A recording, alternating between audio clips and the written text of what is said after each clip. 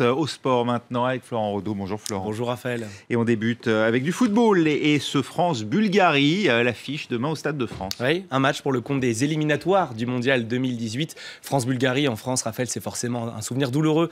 Personne n'a oublié ce but d'Emile Kostadinov le 17 novembre 1993. Un but qui prive la France de Coupe du Monde 1994 aux États-Unis. Aujourd'hui, en conférence de presse, Didier Deschamps n'a pas souhaité évoquer cet épisode. Le sélectionneur des Bleus a en revanche donné des indications sur le 11 titulaire qui pourrait débuter demain. Et après la MSN du Barça, la BBC du Real Madrid, place à la 2G en équipe de France. Griezmann, Gamero. Voilà la paire qui devrait débuter demain à la pointe de l'attaque française. Les deux joueurs à la complicité évidente depuis le début de saison dans leur club de l'Atlético Madrid. La France qui jouera donc demain soir à Saint-Denis. Les éliminatoires, eux, débutent ce soir. Oui, 9 matchs sont au programme de cette belle soirée. Vous les découvrez en tableau.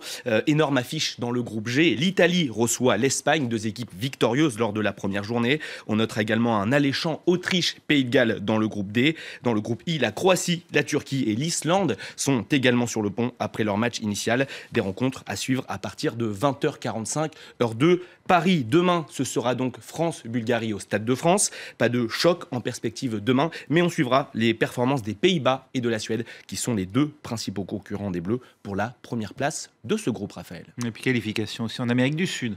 On va prendre des nouvelles de l'Argentine aujourd'hui, Raphaël. Finaliste malheureux, vous le savez peut-être, de la dernière Coupe du Monde et des deux dernières Copa América. Lionel Messi a pris sa retraite internationale, mais depuis, il a rechaussé les crampons. Malheureusement, pour son sélectionneur, il est blessé. Il devra donc faire sans lui face au Pérou. Demain, je vous propose de l'écouter. Quand vous avez Lionel Messi, vous savez qu'il peut créer le déséquilibre. C'est le meilleur du monde pour ça. On ne trouve pas des joueurs comme ça partout. Mais nous avons la chance d'avoir d'autres joueurs qui jouent aussi au très haut niveau. Donc ce qui m'importe au final, c'est que l'équipe fonctionne bien. Du tennis, à présent avec les performances des Français à Tokyo.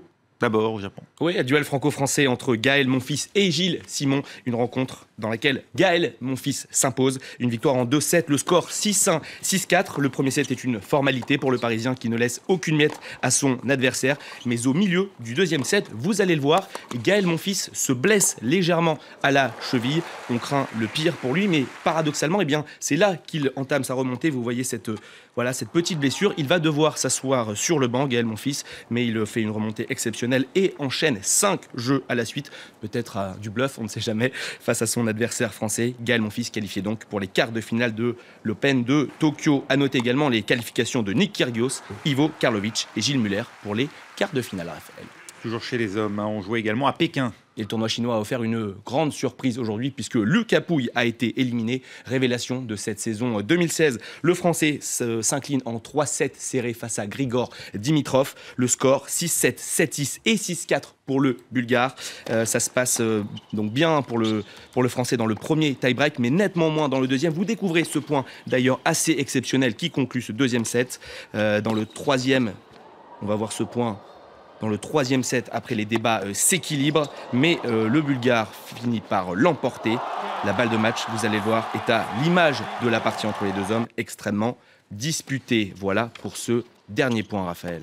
Et puis il y a également un tournoi féminin à Pékin. Là aussi, une énorme surprise avec l'élimination de la numéro 1 mondiale. Angélique Kerber, l'Allemande, a été battue par l'Ukrainienne Elina Svitolina, seulement tête de série numéro 16 de ce tournoi. 6-3, 7-5, 2 petits sets et puis s'en va. Strappée à la cuisse droite, Angélique Kerber est apparue diminuée sur le court. Svitolina, elle, déjà tombeuse de Serena Williams aux Jeux Olympiques de Rio. Une belle performance pour elle. Rejoint donc le top 8 à Pékin. Également qualifiée pour le prochain tour, la Polonaise Radwanska, la Britannique Konta, l'Australienne Gavrilova et la Chinoise Zhang. La Française Caroline Garcia a, elle, été éliminée, Raphaël. Et puis on se quitte avec des images de surf, la 9e étape du Quicksilver Pro qui se déroule actuellement à Osgore dans les Landes. Et un homme attire tous les projecteurs. Il s'agit bien sûr de Kelly Slater, la légende du surf, 11 fois champion du monde. Eh bien, il n'a pas tiré un trait sur les Jeux Olympiques. Vous savez que le surf va faire son entrée à Tokyo en 2020. Vous le voyez ici, surfer les vagues du spot d'Osgore. On va l'écouter rapidement. Je n'ai pas grandi en rêvant de gagner les Jeux parce que je n'imaginais pas que le surf pourrait être olympique un jour.